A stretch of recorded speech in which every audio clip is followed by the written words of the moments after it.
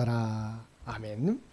오늘도 말씀과 기도로 화요일 하루를 시작하는 우리 모든 성도들 가운데 하나님의 놀라운 은혜가 언제나 함께하여 주시기를 주님의 이름으로 간절히 축원드립니다.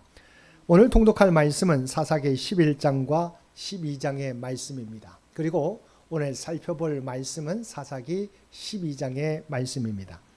12장 1절에서 7절까지 말씀은 요단 동편의 므낫세 반지파와 갓 지파로 구성된 길앗 사람들과 에브라임 지파 간에 발생한 내전과 사사 입다의 죽음에 대해 기록하고 있습니다. 길르앗과 에브라임의 내전의 발발은 이스라엘 내에서의 주도권 다툼이 그 원인이었습니다. 즉 에브라임 지파는 암몬과의 전쟁에서 큰 승리를 거둔 길앗 출신 입다의 공을 시기하여 암몬과의 전쟁에 자신들을 부르지 않았다는 이유로 길앗 사람들을 터무니없는 말로 비방하고 나섰고, 이러한 모욕을 참을 수 없었던 입다가 에브라임 지파를 공격하게 된 것입니다. 여호수아가 속했던 에브라임 지파 사람들은 명예욕과 우월감에 사로잡혀 있었습니다. 근데 그들은 오랜 세월이 지나는 동안에도 그러한 태도를 버리지 못했습니다.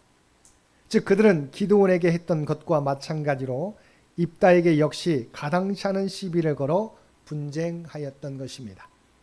그것은 자기들이 이스라엘의 우두머리가 되고자 하는 헛된 자만심과 시기심에서 나온 것이었습니다. 어려운 일은 피하면서도 승리의 열매를 나눌 때는 가장 먼저 가장 좋은 것을 차지하려 하는 이기적인 태도였습니다. 또한 그들은 입다를 비롯한 길앗 사람들을 근거 없는 말로써 비방하는 일까지 서슴지 않는 야비함까지 보였습니다. 결국 그들은 입다의 손에 42,000명이란 엄청난 숫자가 죽임을 당했고, 길앗을 향해 도망자라고 비방하던 그들이 도리어 도망자의 신세가 되고 말았습니다. 먼저 1절을 보면 에브라임 사람들이 왜 암몬과 싸울 때 자기들을 부르지 않았느냐고 하며 우리가 반드시 너와 내 집을 불사르리라고 위협한 사실을 볼 수 있습니다. 이는 단순히 암몬과의 전쟁에 동참하지 못했다는 것에 대한 항의가 아니라 이를 빌미로 입다에게 시비를 걸어온 것입니다. 8장 1절에 보면 에브라임은 기드온이 미디안에 대해 승리를 거두었을 때에도 유사한 시비를 걸어왔습니다. 에브라임이 이런 문제를 거듭해서 일으키는 것은 그들의 지파적 우월감 때문입니다. 에브라임이 이스라엘 지파 중 소위 명문 지파였습니다. 이스라엘을 기근에서 구원한 애굽의 총리 대신이었던 요셉이 그들의 조상이었으며, 가나안 정복 전쟁의 영웅 여호수아도 그들의 지파 출신이었습니다. 바로 이러한 이유로 그들은 이스라엘 내에서 특권 의식을 가지게 되었습니다. 그 결과 그들은 전쟁에는 직접 참전하지도 않았으면서 다른 지파가 전쟁에서 혁혁한 공을 세워 지도적 위치에 오르자 그것을 용납할 수 없었던 것입니다. 2절과 3절을 보면 이따는 에브라임 사람들이 그에게 괜한 트집을 잡고 부당한 위협을 가해오자 그들의 잘못을 비난하고 강한 어조로 책망하였습니다. 그리고 이러한 비난과 책망은 마침내 동족 간의 내전으로 비화되고 말았습니다. 물론 먼저 싸움의 실마리를 제공한 측은 에브라임 사람들입니다. 그들은 정작 도움을 청할 때에는 오지도 않더니 일이 끝나자 오히려 동족을 위협하고 시비를 걸어왔던 것입니다. 이에 대한 입다의 반박은 정당한 것이었습니다. 그의 말은 틀리지 않았습니다. 여기서 우리가 생각해 보아야 할 점이 있습니다. 그것은 과연 입다의 처신이 전부 옳았던가 하는 점입니다. 그가 좀 더 지혜롭게 대처하였더라면 동족 간의 싸움을 피할 수 있었을 것이라는 아쉬움이 있습니다. 비슷한 상황이 기드온 때에도 있었는데, 그때 기드온은 에브라임의 끝물 포도가 아비에셀의 만물 포도보다 낫다고 말하며 시비를 피하였습니다. 자기를 낮추고 상대를 높이는 지혜로운 말 한마디로 상대의 분을 싸기고 싸움을 피할 수 있었던 것입니다. 5절에 보면 길앗 사람들에게 패한 에브라임 사람들은 그들의 고향으로 도망치기 시작했습니다. 근데 문제는 그들이 에브라임 산지로 가기 위해서는 요단턱 나루를 건너야 했으며 거기서는 길앗 사람들이 검문을 실시하고 있었던 것입니다. 에브라임 사람들은 이 검문을 통과해야만 그들의 고향으로 갈 수 있었습니다. 그래야 그들은 길앗 사람으로 가장하여 요단턱 나루를 건너고자 했습니다. 그러나 불행히도 그들은 모두 신분이 발각되어 무려 4만 2천 명이 죽임을 당했습니다. 이처럼 그들의 신분이 발각된 것은 그들이 아무리 길앗 사람으로 가장하려고 해도 쉿볼렛을 제대로 발음할 수 없었기 때문입니다.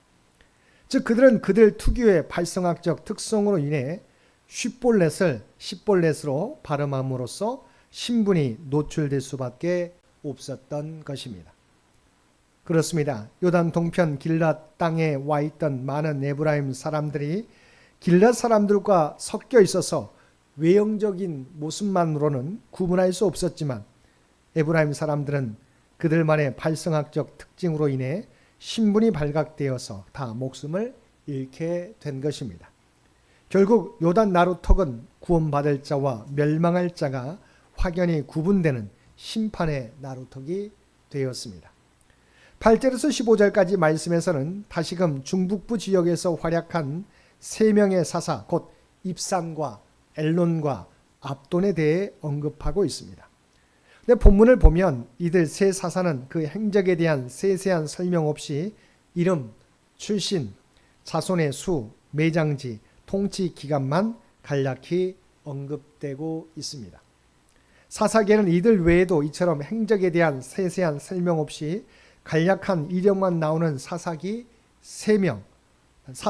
3명, 삼갈, 돌라, 야일이 더 있는데 이들 6명의 사사를 편의상 소사사로 부르기도 합니다. 그러나 이러한 구분이 소사사들의 업적이 대사사들에 비해 보잘것없음을 의미하지는 않습니다. 이러한 구분은 다만 그 행적이 구체적으로 언급되고 있느냐의 여부에 따른 구분일 뿐입니다. 한편 이들 소사사들에 대한 구체적인 행적이 기록되지 않은 것은 아마도 그들이 외세 침략에서 이스라엘을 구원하는 역할보다 내부적으로 혼란한 때에 내치의 심혈을 기울여 평화의 정착에 공헌함으로써 어떤 특정한 사건이 없었기 때문으로 여겨집니다. 또한 3명의 사사들이 다스린 기간을 합치면 25년이 되는데 이 기간 동안 이스라엘에는 평화가 있었습니다. 근데 이 평화기에 사사들은 영적으로 나태해져서 하나님의 명령을 어겼습니다. 즉 입삼과 압도는 많은 자녀들이 있었는데 이것은 하나님의 명령을 거스르고 많은 처첩을 취하는 잘못을 범한 까닭이었습니다.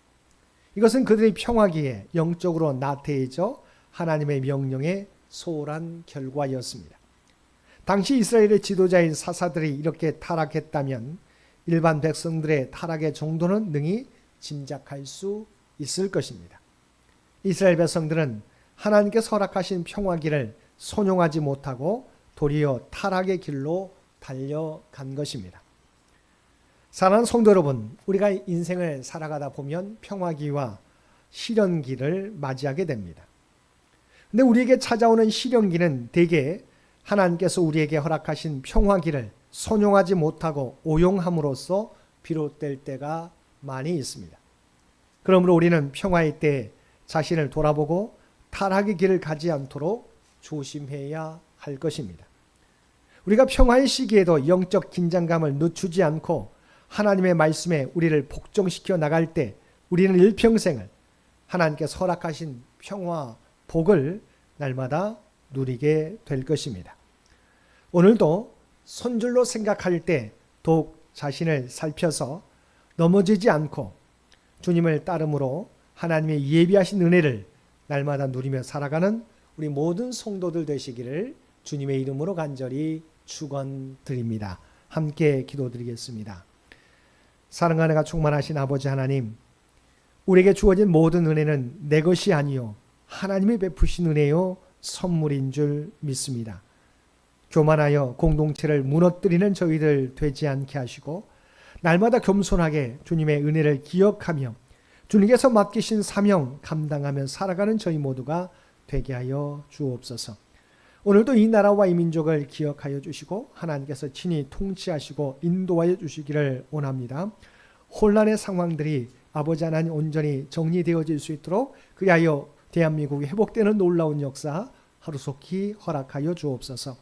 백주인을 준비하며 나아가는 창현재단을 기억하여 주시고 오직 하나님의 뜻이 무엇인지를 깨닫고 그 계획을 온전히 준비해 갈 수 있는 창현재단이 되게 하여 주옵소서. 특별히 육신의 연약함 가운데 있는 주의 백성들을 기억하여 주시고 하나님을 바라볼 때마다 주님의 십자가를 의지하며 나아갈 때마다 주님 그들에게 놀라운 치유와 회복의 역사를 나타내 보여주시옵소서. 연약함 가운데 있을지라도 하나님이 우리를 떠나지 않음을 깨닫게 해주시고 주님 안에서 참된 평안과 소망의 삶을 살아가는 그들 모두가 되게 하여 주옵소서. 또한 사랑하는 자녀손들을 기억하여 주시고 점점 어두워져가는 세상 가운데 믿음을 잃어버리지 않는 우리의 자녀들이 되기를 원합니다. 하나님이 주신 지혜와 능력을 통해서 하나님의 꿈과 비전을 준비해 갈 수 있는 귀한 자녀손들 모두 되게 하여 주옵소서. 우리는 지금 사순절 절기를 보내고 있습니다.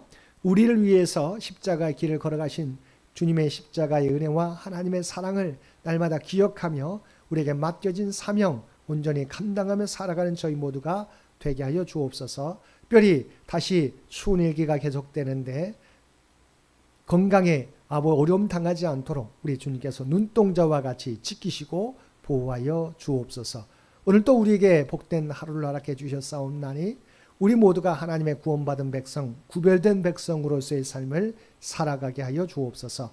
그래야 우리가 발을 딛고 살아가는 구체적 삶의 현장 가운데 그리스도의 아름다운 향기와 선한 영향력을 드러내며 살아가게 하여 주옵소서.